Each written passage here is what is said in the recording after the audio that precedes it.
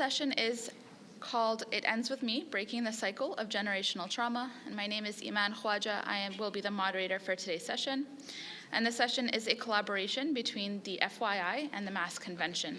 So the FYI, also known as the Family and Youth Institute, is a mental health research and education institute that strengthens and empowers individuals, families, and communities by promoting youth development, healthy marriages, effective parenting, and mental health and well-being.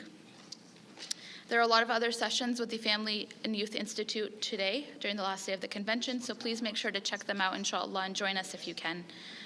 Alhamdulillah, by the power of Allah, we are all brought here today. Inshallah, the goal of today's session, all the sessions we attend at this convention, is to benefit from them. So please make sure to take notes and so that we can internalize the things that we are learning, and make sure to share them on social media with your families, with your communities, inshallah. Before we get started, I do have a couple of quick announcements. First and most importantly, we are going to be collecting questions through the MASCON app. So if you don't have the app, please make sure to download it, find today's session, and you can submit questions through there. You can submit your questions anonymously if you'd like to do that. The FYI is doing a study on Muslim youth. So if you have any youth between the ages of 13 to 20, they can participate in the study, inshallah, and get lots of money for it. We are studying the development of character in Muslims over time. So we're looking at how these Muslim youth are developing and trying to develop resources to help families and communities with the youth, inshallah. So come visit our table, inshallah. We are just outside of this room. You can get more information about that and learn how to sign up your youth. They can make up to $595 if they participate in the surveys, inshallah.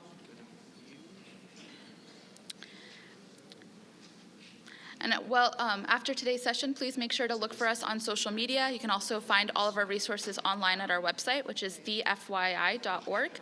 If you can also find all of our resources outside on the table, they are available at the table and online free of cost, inshallah. Are we ready? Awesome. And with that, we are going to get started. So I do want to take a minute to introduce our speaker, inshallah. So today we have Dr. Hanan Hashem. She is a researcher and community educator at the Family and Youth Institute. She is also an assistant professor at William James College in Boston. MashaAllah, she just got promoted. She completed her master's in quantitative methods and her PhD in counseling psychology from the University of Texas at Austin. Dr. Hashem recently completed her pre-doctoral internship at the Center for Multicultural Training of Psychology at Boston Medical Center in Boston University. Her main interests are in research, clinical, and community work. Her current research focuses on the contextual factors that influence American Muslim youth development, including the role of their racial, religious, and gender identities in their everyday experiences. Regarding her clinical work, Dr. Hashem has completed training at various sites, including university counseling centers, a youth shelter, and community health centers. Dr. Hashem is also a community organizer and has focused her efforts on youth empowerment through local youth groups, regional camps, and conferences, as well as serving as an educator and mental health consultant for varying institutions.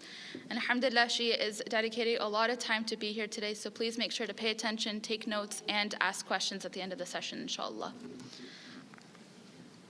Are you safe?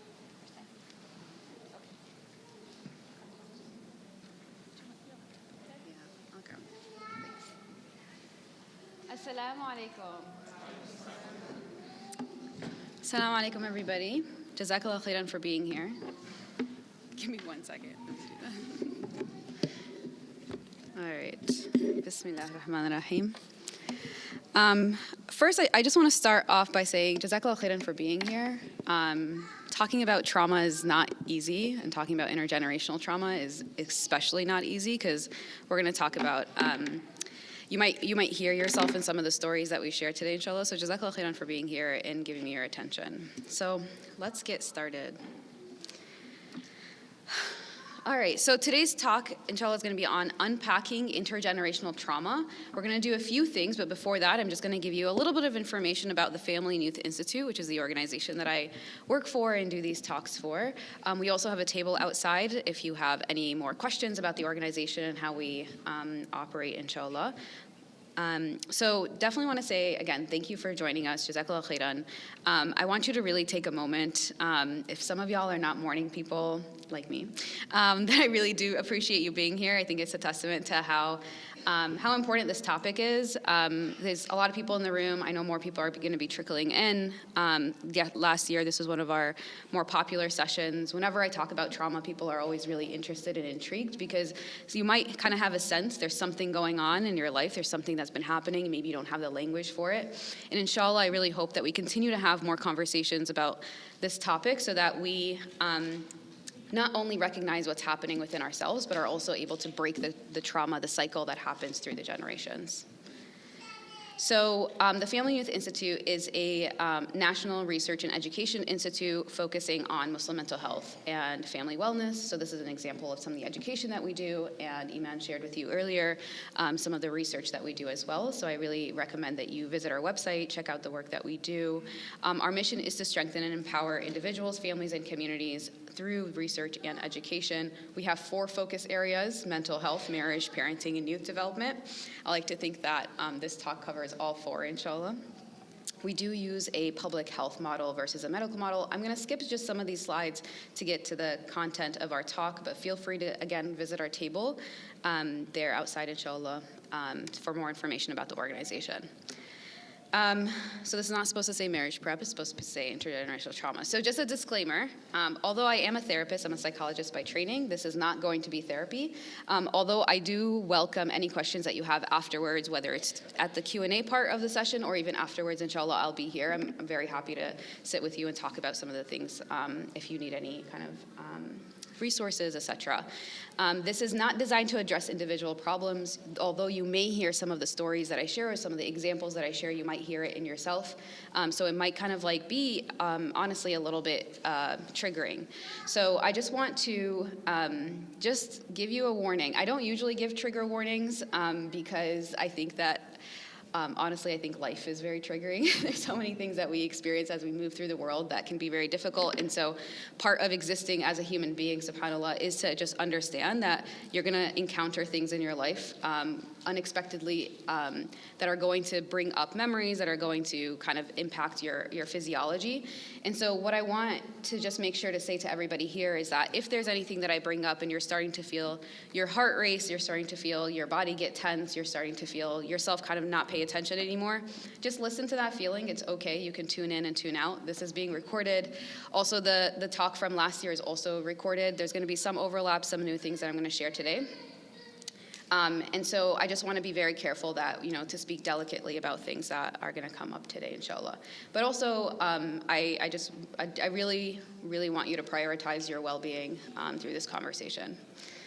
All right, so today, inshallah, we're going to do 3 things. We're going to talk about, first, we're going to define what is trauma. This is a term, as mental health conversations and talks continue to become more popular, we start to hear a lot of terms that people use very casually, right? That's so traumatic. I have PTSD from that.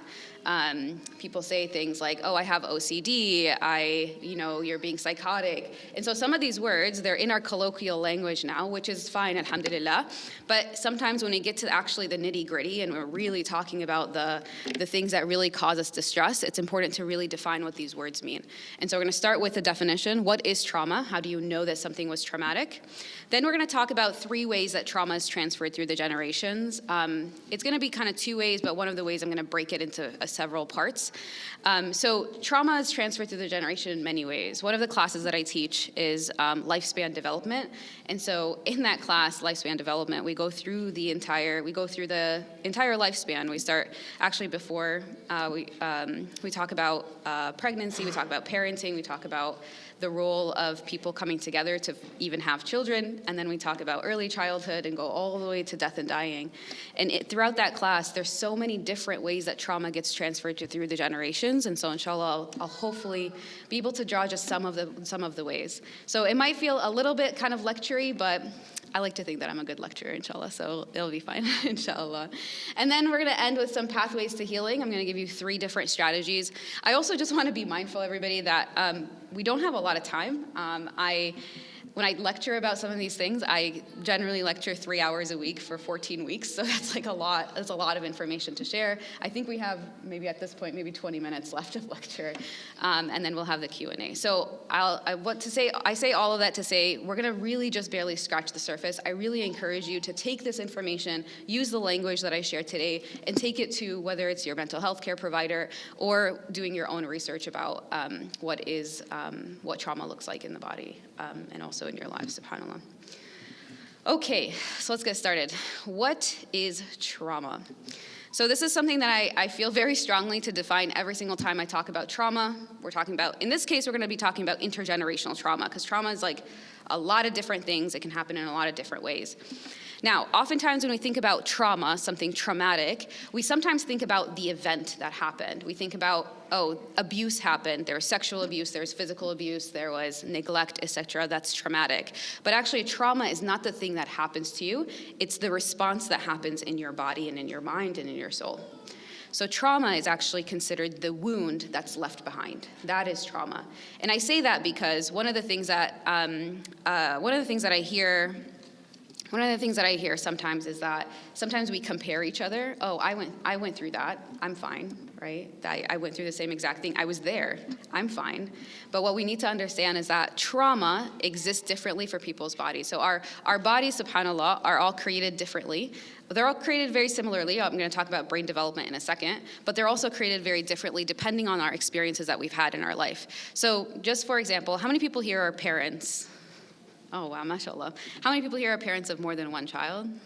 Okay, so then you'll know if you're a parent of more than one child that no two children are the same, right? You are the same parents, potentially, you're the same person, but two people, even if they have everything is the same. You can have two identical twins, you put them in two different environments, you put them around two different parents, you put them in two different schools, their experiences of the world are going to be different. And so that's going to affect then how they react to the world. And so the example that I give often is that if we're sitting all here today, right, and subhanAllah, an example actually that I will give instead of the one that I give all the time is that, as we're sitting on our phones and we're watching what's happening in Palestine, we all can pick up the phone, all of us, watch the same exact video, all put it down, and all have a very different reaction internally. And so you might see this, right? You might see that for some of us, you might have some friends, for example, that are saying, I cannot function. I cannot even get up. I cannot even go to sleep. It's ingrained in my brain.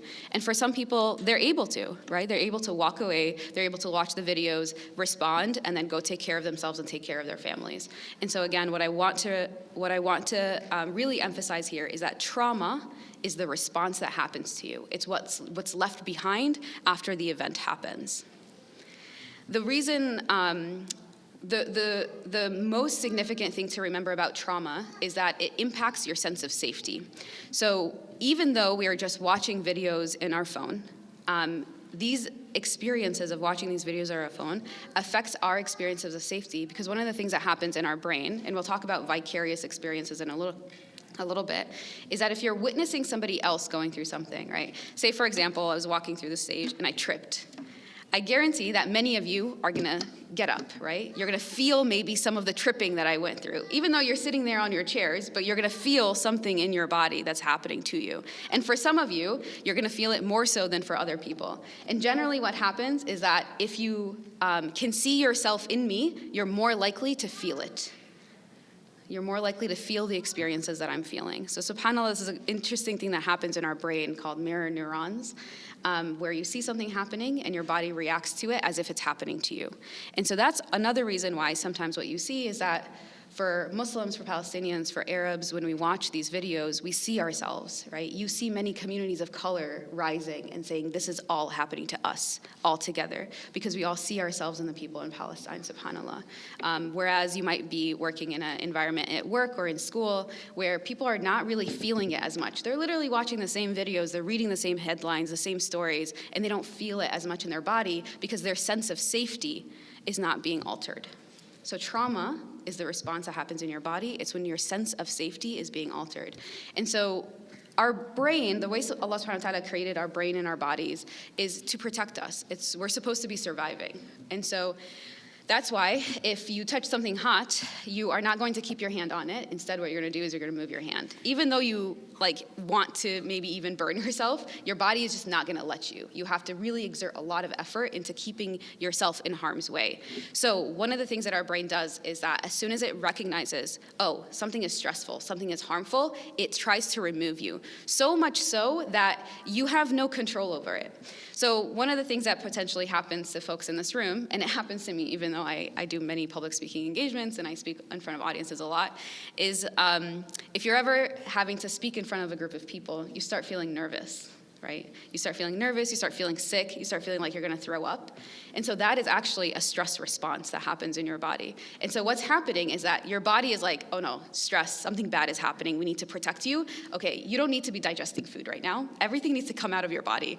And so you might hear, and excuse the detail here, but I'm sure some of you have heard of anxiety poops, right? Where it's like you need to just actually go use the bathroom because you're so anxious. And so what happens in your body is that when your mind thinks, oh, we're in a sense of danger, I need to protect myself, then all of the other stuff goes out, right? Your body is like, I need to just function, I need to survive. So what actually also happens is that your frontal cortex, again, we'll talk about the brain in a second, your frontal cortex, where you make a lot of critical thinking decisions, you're very logical, it shuts down. The blood starts flowing to the inner part of your brain that's only focused on survival. Are you breathing? Can you move? Those are the two things. Those are the things that are actually really important. And so another reason that when you're going through something traumatic, your brain is actually not going to operate in a very logical, abstract way to help you escape that situation that you're in. And so I want us to all be very, very aware that trauma, when the traumatic response, it actually changes our physiology. It changes the way the blood flows in our body. It changes the direction of the neurons that are going in our brain, subhanAllah. Okay, so let's continue. Does that make sense? So trauma is the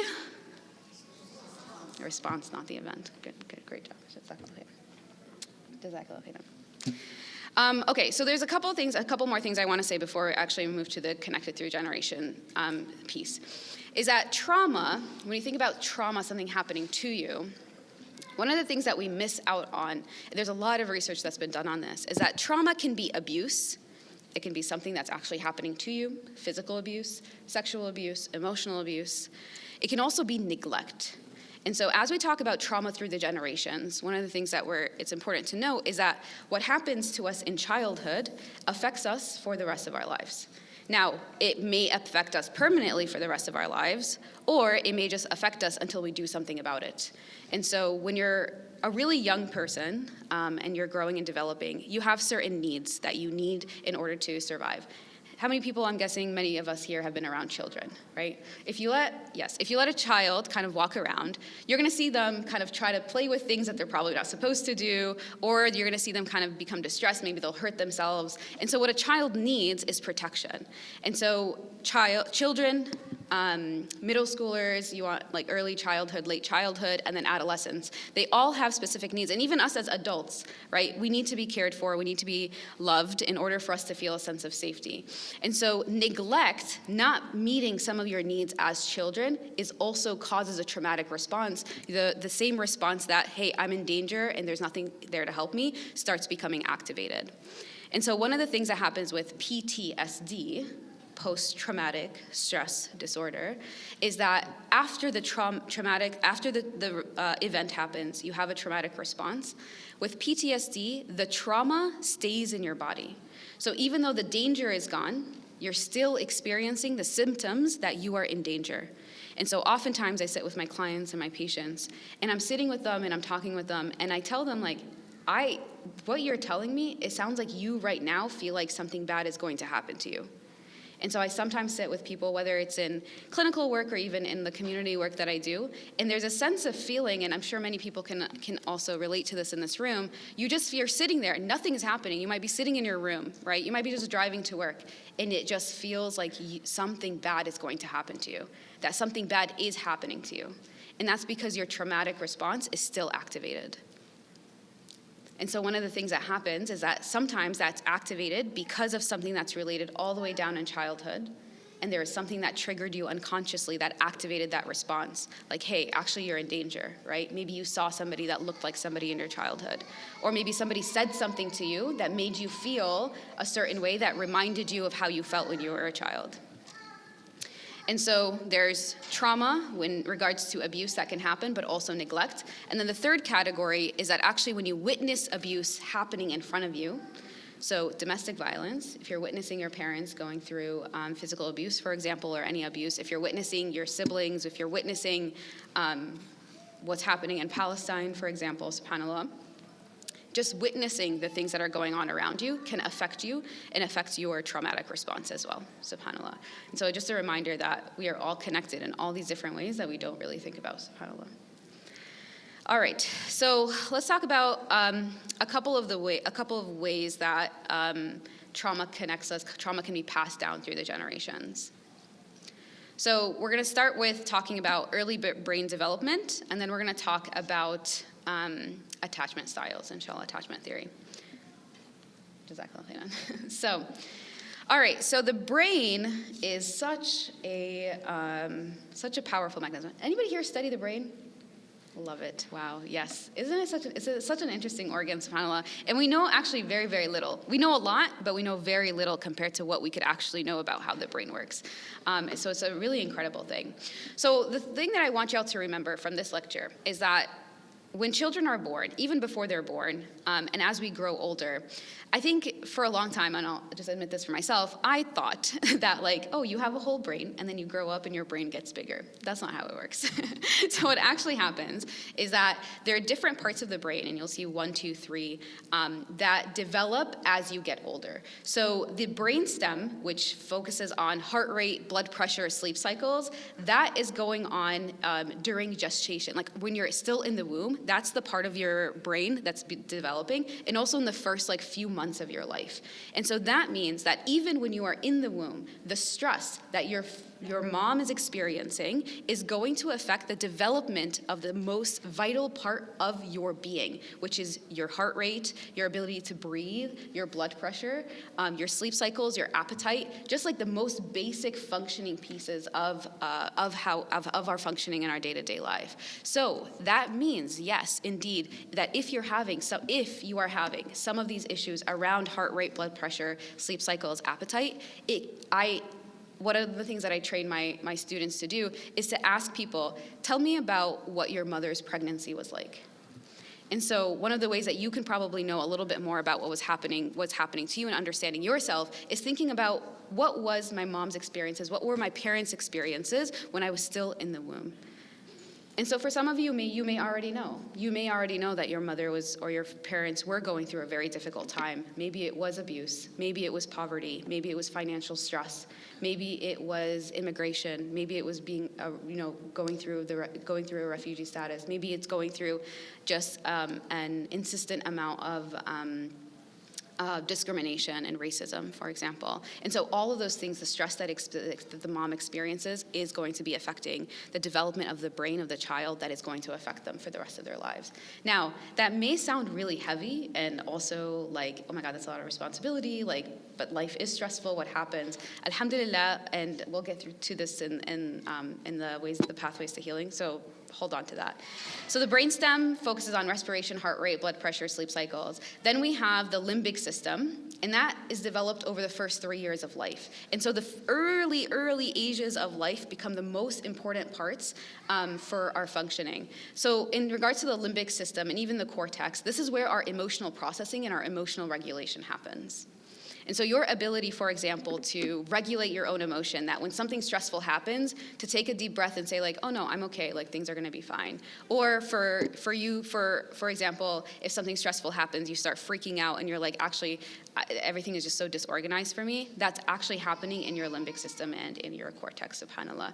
You have your neocortex and your frontal lobe, which actually develops all the way in adolescence. And so one of the things that happens in adolescence is that there's a growth spurt, similar actually to the terrible twos, which I don't think we give adolescents a lot of credit for, because if you're around a terrible twos type stage period, but you're an adolescent and people are expecting things from you, it's a really, really chaotic time, subhanAllah. And so that's where you are making decisions. And so that develops later on in your adolescence and into early adulthood. And so sometimes, for example, we expect teenagers, and this is outside of the realm of trauma, but we expect teenagers to be making decisions in concrete, abstract, critical thinking ways. And the tricky part about teenagers is that they do want to be treated like adults, and it is the time to train them really to become adults, but they're not adults yet. And so it's important to remember that, subhanAllah. And so I shared the early brain development because when the trauma happened to you is going to affect how it affects you and how it affects your day-to-day functioning and your ability to regulate your emotion, your ability to but also your heart rate and your blood pressure, etc. Trauma also affects your memory. It also affects your concentration. And so sometimes I see people who say, I have ADHD, but what they really have is trauma. Trauma really affects the way that your brain develops. It affects, so as you grow up, and so we start with like the brainstem, then the limbic system, and then the cortex. And so as you're growing, you have little neural circuits that are developing in the brain. There is no subhanAllah 5 minutes. Okay. There's neural developments there are neural pathways that are developing in the brain. And so what happens then is that in your experiences of life, the neural developments, the neural pathways, think of them as like circuits, start shifting and moving to address and to adapt to the environment that you're in. So for example, if you're a child and you know that when dad comes into the room, there's an unpredictable level of anger that might happen, your brain starts to adapt that it starts to generalize when dad, when parent, when adult, when authority figure comes into the room, I need to protect myself.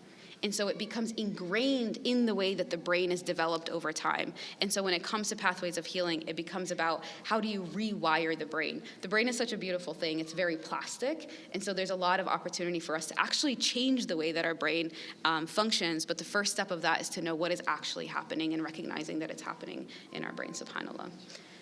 Okay. So I'm going to talk about attachment styles quickly because I'm really running out of time. So when it comes to attachment styles, what researchers have found, and this is something that our deen also teaches us, our faith also teaches us, is that, we talk about how many people here have heard, well, at least we have a roof over our head and I'm paying for your school. You should be grateful. How many people have heard that level of language? All right. Yes, it's very common. And it's very much a survival mindset, right? It's like, what is the bare minimum that you need to survive? Now, what the research tells us and what psychology tells us is that you actually also need love, care, and safety to survive. Not to thrive, to survive. Research has shown us that if children do not have a level of safety in order for them to explore the world and to feel a sense of trust of the outside world, it can affect their ability to survive in the world, right? And so I talked a little bit about the brain development piece, but also socially, but also emotionally, et cetera, and even spiritually, I would argue as well. And so when it comes to our relationship with our parents and the ways that, so one of the things that becomes important with children, with babies, with children, is you find a balance between letting them explore the world, but also protecting them and making sure that they feel like they can actually deal with the world around them. And so the two things that then are being affected here are their self-esteem, their view of themselves, and their ability to trust the outside world. So early on, we're talking like months-old babies, right? When a baby is crying, and there's so much debate, right, about like, what do you do when a baby cries? Do you leave a baby crying, right? And my answer to that is, it depends on the baby. And it depends on the parent. It depends on so many things. And so when a baby is crying, they are signaling to the world. All the baby knows is, I am in distress, I need something, and so I'm going to make noise so that the world outside of me can come and help me and make me feel calmer, right? And so what should be happening then is that a parent figure or a caregiver or someone in the outside world comes and takes care of this child to help relieve them of their stress. Now, if that child does not get that care, they start to learn, at early baby age, learn that the world is not trustworthy. I cannot trust the world around me. And so I need to shut down and not tell people when I'm going through something, because the world is not actually a safe place for me, right? The other thing that parents do with their children that's really important and healthy is that you're teaching your child, like, okay, so you're going through distress. I'm gonna find a balance between like taking care of you and letting you be distressed a little bit. Stress is good. Stress is a good thing because it helps us grow, it helps us manage and deal with the world. And so then, on the other hand, you might have parents that are so over cuddling with their kids, over taking care. Like the moment the kid cries, the parent themselves start to feel that distress, and they're like, I need to make sure that my kid is never feeling distressed. I need to protect my kid from everything. And so what that teaches the kid then is that you as a child are not able to take care of yourself. And so that is related to the self-esteem. And so what ends up happening is people kind of fall into 4 categories of attachment style. And so you have the secure attachment, somebody who, sorry, I'm gonna take this out. Oh.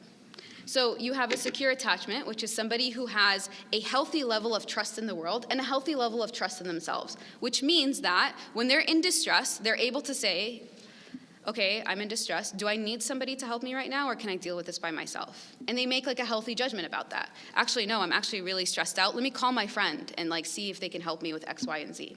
So that's a secure attachment, right? Like, or, you know what, it's okay, I'm just like really stressed out about this exam. I have some internal skills that I'm gonna use in order to like get through this. So that's a secure attachment. For our anxious attachment folks, this is where I'll tell you a little bit what the parenting looks like and then what it looks like in the person. In regards to the parenting, you have unpredictable, inconsistent parenting. So you have like a warm parent, but maybe they're not available, right? Parents have so much going on. We're all becoming increasingly busy. You might have like multiple children. You might have multiple jobs that you're dealing with, right? Your parents, for example, may have had their own trauma that they were shut out from the world and not able to be present. But with an anxious attachment, you do have a warm parent, a parent that really loves their child and is able and wants to be there and shows that love and warmth, but not consistently. And so that results in an anxious attachment style, which is basically where somebody has kind of like trusts the world around them, but doesn't have a really good trust of themselves. And they're overly trusting of the world around them. So this is what you see, for example. Okay, I see that she says no more time. Is it okay if I keep going for a little bit longer? Okay. Okay, just like I appreciate it. But dude, let me know. We can go a little bit. Okay, I appreciate that. All right, so for the anxious attachment, so this is what you see, for example, in a person, and you might see this in yourself. As soon as you start getting worried about something, you need the world to know. You need your partner to know, your child to know, your parent to know. You need you need other people to come and help you regulate your emotions because you have low self-esteem around your trust in yourself to be able to manage and regulate that emotion. And so you might see, for example, and I see this often, parents who once they get stressed out, they're calling their kids to complain to their kids about what's going on in their life and they want their kids to take care of them.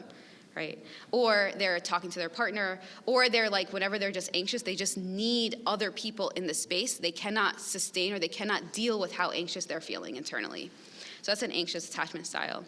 Our avoidant attachment style, this is where you see more neglect happening, or you see parents that shut down their kids' needs. And so an avoidant attachment, and I'll compare this, I'll integrate gender into this in a second, but what you see for avoidant, for example, if a kid is crying, the parent might say, stop crying. Why are you crying? There's no reason to cry. Stop. You don't stop your emotions, right? And so what's happening here is that the child then is learning, I cannot trust the world around me. I can only rely on myself, right? And so we have some people, I'm sure in this room, we all deal with this, and different people deal with this in different ways.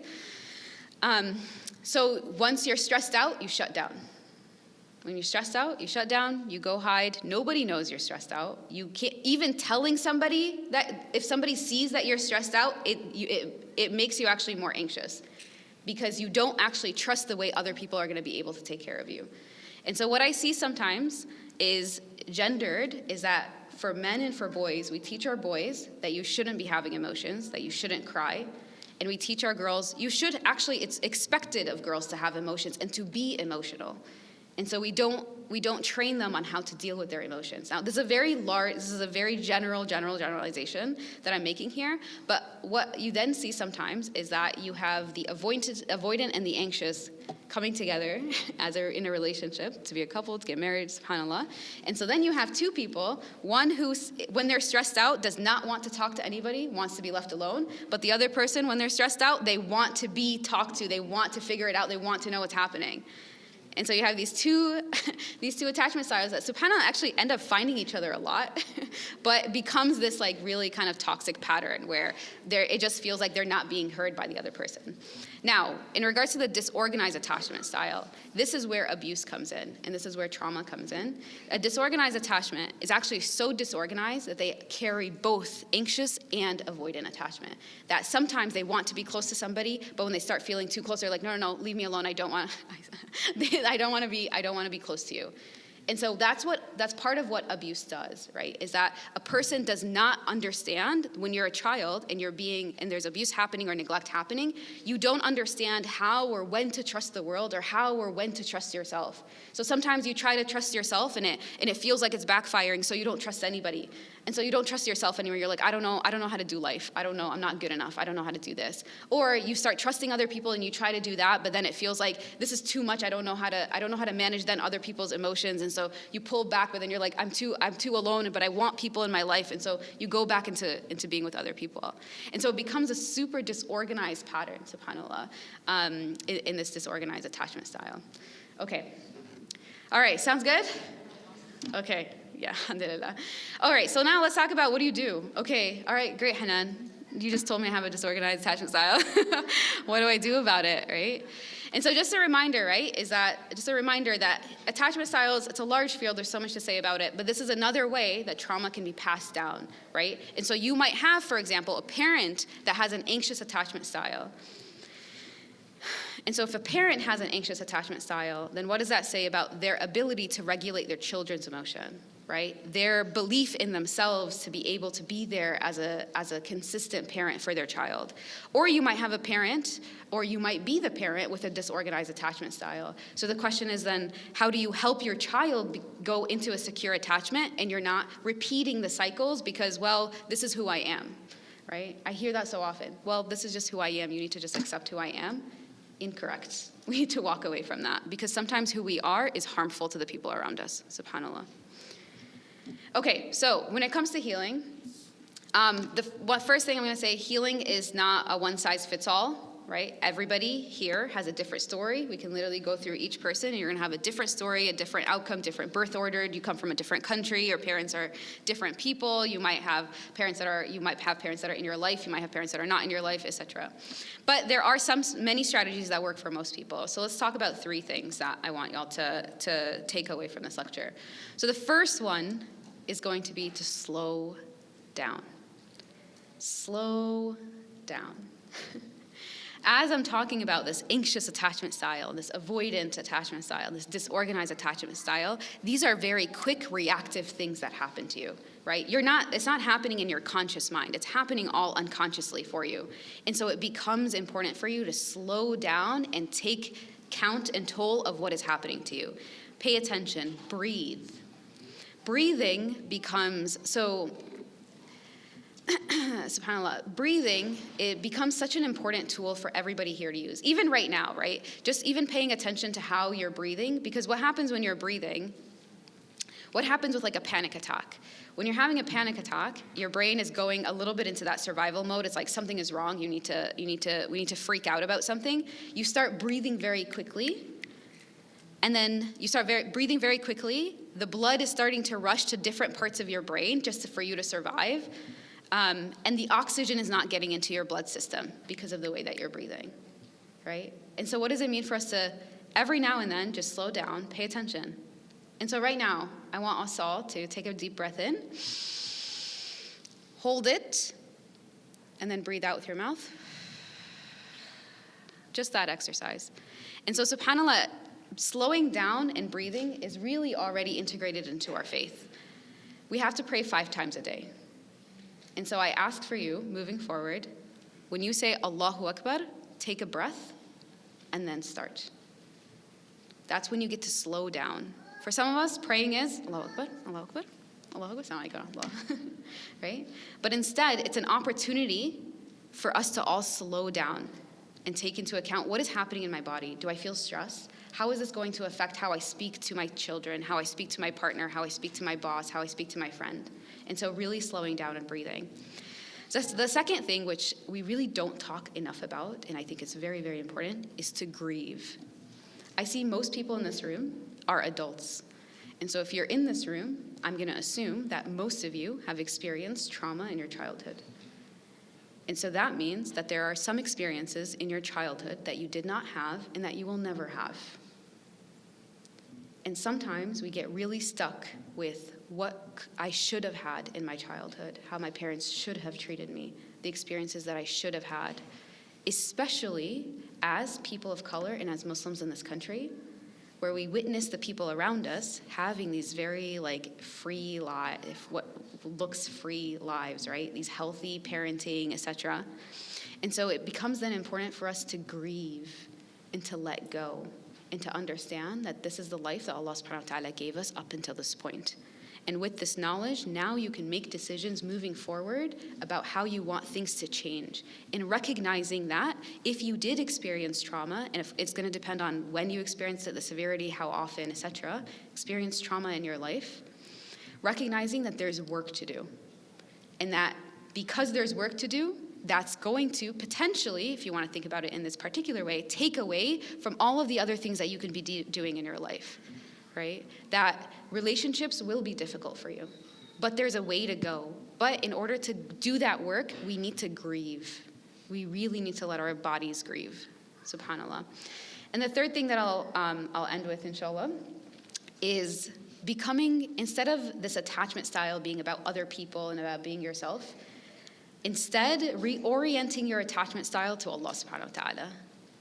Because your parents, your partner, your children, they're not going to be consistent, right? They have their own stuff going on. Allah subhanahu wa ta'ala is always there.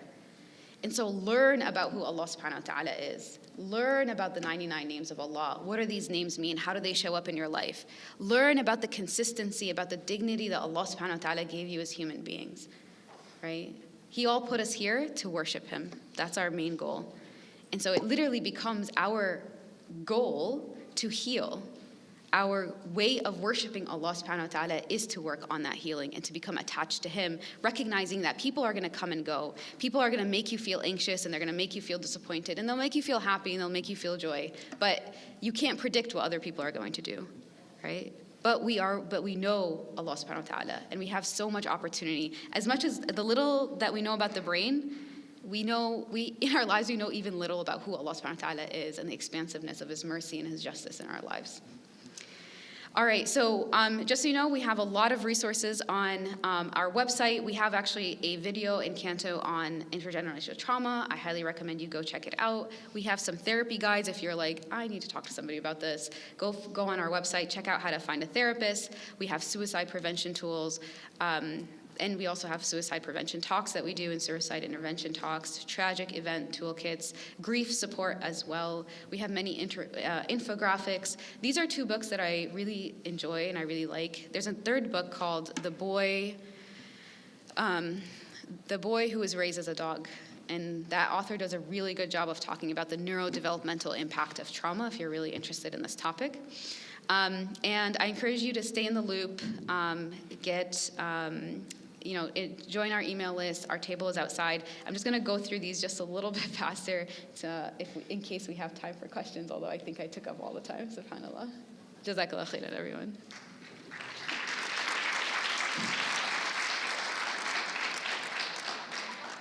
Jazakallah khairan, Dr. Hanan, for that talk. We are completely out of time, but I do want to ask questions because they were rolling in before we even started to do that. Again, just echoing what was said before, we have a table outside. We are not going to get to all these questions. All of the questions can be answered by going to the table and looking at the resources that we have. So if your question does not get answered, and even if it does, please go to that table. If you really, really enjoyed this session, please give us a testimonial. We're giving out gifts for that. That way we can continue doing this work, inshallah, and benefiting the Muslim community. All right, questions now. This question was echoed quite a bit. It was asked more times than I want to admit. How do you navigate and regulate emotionally in situations where the trigger is consistent, such as someone in the household being the trigger? How do you protect yourself or your children or other members of the family? Yeah, that's a good question. So my psychologist brain wants to ask so many questions to that, right? Like, are you talking about like there's current abuse happening in the household, or are you saying that there is just something in the household that reminds folks of the abuse that potentially happened before? And so those are going to require two different responses.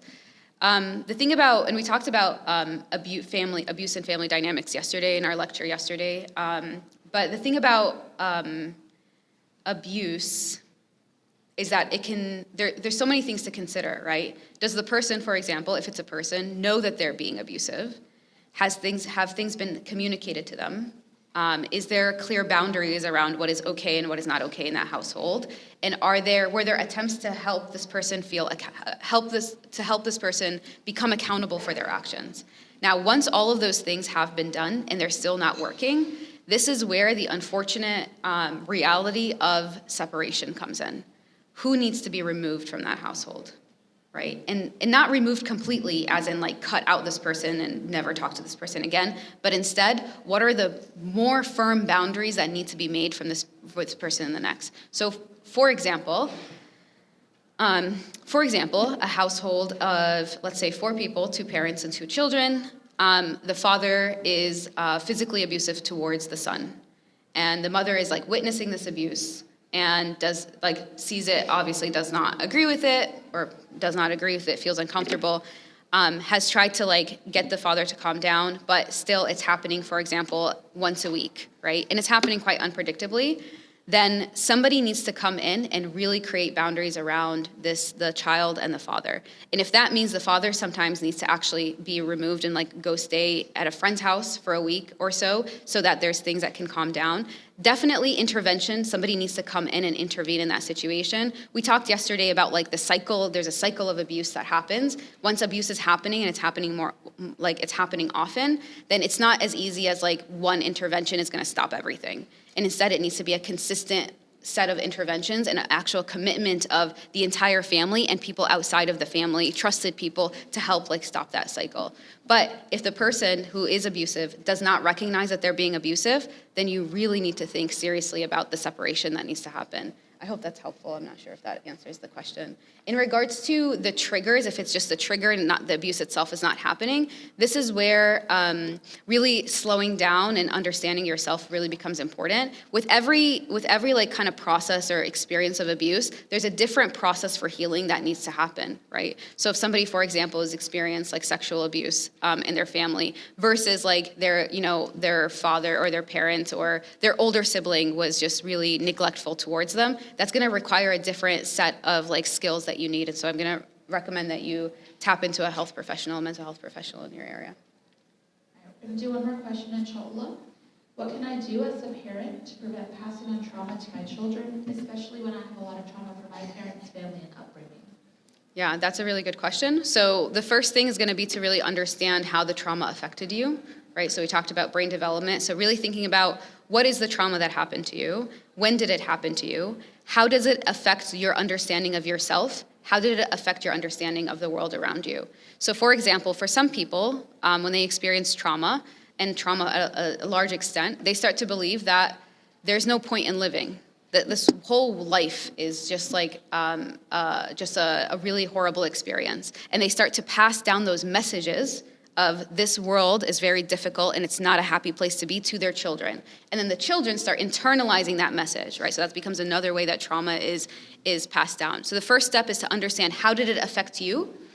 And then how does it show up in your relationship with your kids? So if you have a partner, for example, I recommend, if you have a partner, like a healthy relationship, I recommend tapping into your partner. Hey, do you notice that there's things that I say or do that might be affecting our children in a negative way?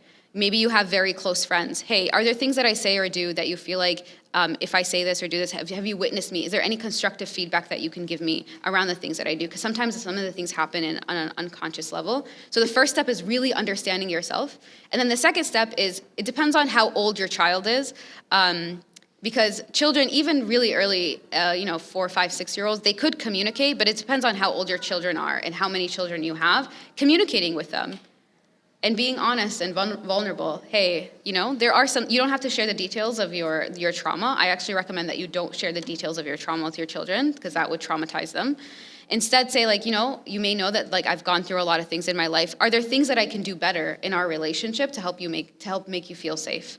Right? And of course, you're still the parent, so you have the judgment there, but incorporate your children's assessment of the situation around them, and giving them the agency and the self-esteem to be able to say, okay, this is how I can tell when I'm being treated right or when I'm being treated not right. Because what happens then is that when some of the times the trauma that comes through the generation, the children learn oh, it's okay if people abuse me. It's okay if my partner is abusive towards me. It's okay, my parents yell at me all the time, so if I'm in a relationship, it's okay if my partner yells at me, because that's just a normal part of living. And so being able to communicate with your children and just being very harsh and, real with yourself about what you're going through. All right, so everyone's still sitting down. Do you want to do one more question? All right, so this question was asked a couple of times. You mentioned 2 attachment styles, the anxious and avoidant ones. Yeah. How do we navigate a marriage or a relationship where both attachment styles are present, and how do you avoid it from becoming toxic? Yeah. Okay, so the question is, if you are in a relationship and one person is anxious and one person is avoidant? Yeah. So again, the first part of all of this is always going to be you need to know yourself. You need to really be real and admit to, yeah, I do this. And yeah, this makes you anxious, right? The thing about relationships, right, is also when it comes to this, the thing that I like about, I'm sorry, I'm going to go back to it, that I like about this kind of quadrant is that the reality is that you're not going to be categorically in each of these, right? So it's possible, for example, to be kind of here in the anxious attachment, right? To be kind of here in the avoidant versus being all the way here in the avoidant. And so that becomes important, right? Figuring out how much do you trust other people? How much do you need other people in your life versus how much do you need that space for yourself? And then if you're in a relationship, in a committed relationship, figuring out, okay, what are the sacrifices, what are the compromises that I can make and that you can make? And what feels like an okay compromise for both of us, which is going to feel not only uncomfortable, but also a little bit like this is it feels like you are altering your sense of safety. So it becomes important that what we're talking specifically right now about healthy relationships where people are committed and actually committed to working on creating a healthy family system. And so the first thing is know exactly kind of where you are, know what your limits are. Maybe you're somebody who's avoidant and you're no, I actually, when I'm stressed out, I need just 2 hours to myself. Versus, no, I need to actually a whole weekend. I need to dip. I can't be kind of around other people right now, right? And so, but then the other person is no, I just need you to text me once a day, just so that I know, so that I'm in touch, that hey, everything is fine, right? And being able to communicate and to negotiate with one another, this is what my need is, and this is what I need you to do, right? The communication piece becomes so important because I think sometimes we fall into well, if you loved me, you would know, right? You should just read my body language. We need to walk away from that, everybody, right? We are so different. We communicate differently. We need different things. And then that's where a lot of hurt and miscommunication happens. And so knowing, identifying for yourself, and then communicating with the other person and compromising with the other person. And recognizing that the same way that they're gonna be compromising and pushing themselves, you also need to push yourselves to help them feel more comfortable and more connected as well.